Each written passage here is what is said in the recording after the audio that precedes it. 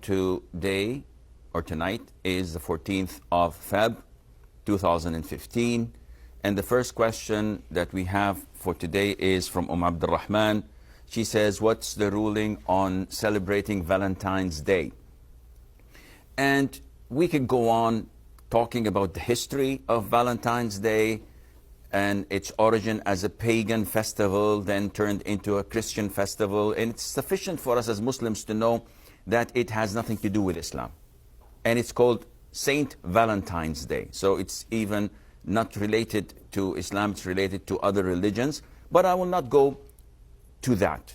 Celebrating Valentine's Day, whether by giving gifts or receiving them, or selling red roses, or wearing red clothes, or sending postcards, all of this is totally prohibited in Islam. The Prophet said, alayhi salatu salam, whoever imitates a people, he is considered to be among them, with them, from them.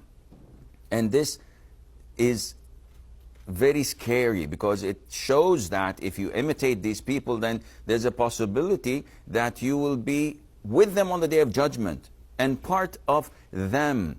So this is totally prohibited to celebrate by any form or mean. The problem is not here. The problem is that there are two types of people who celebrate Valentine's Day. Those who are living among the kafir, in kafir countries, in non-Muslim countries. And these people, I feel sorry for them, because they have what is called as peer pressure. So everyone around them is exchanging cards. And we know that the rate of divorce in these countries booms rocket high on the 14th of February, on Valentine's Day. And this is backed by statistics. They say that the divorce rate increases.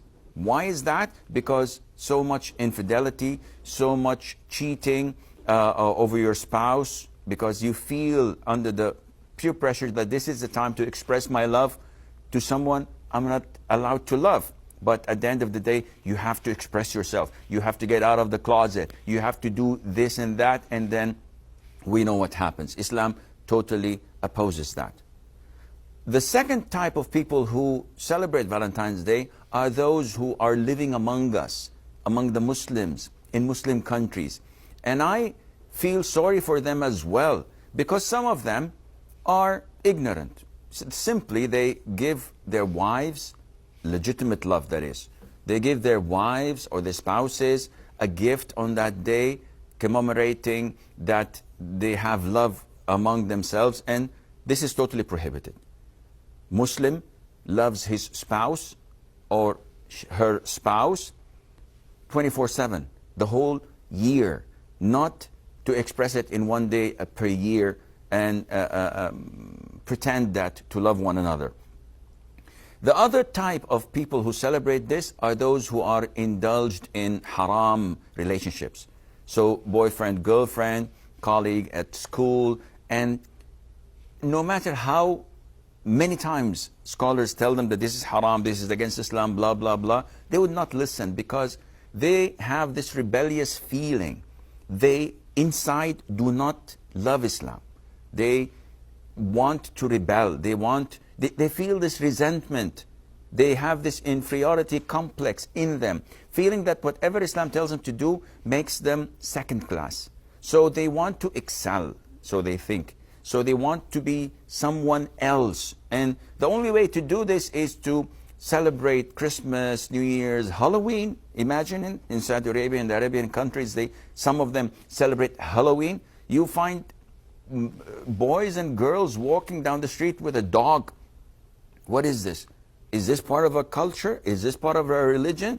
They could care less, because they want to stand out in a crowd.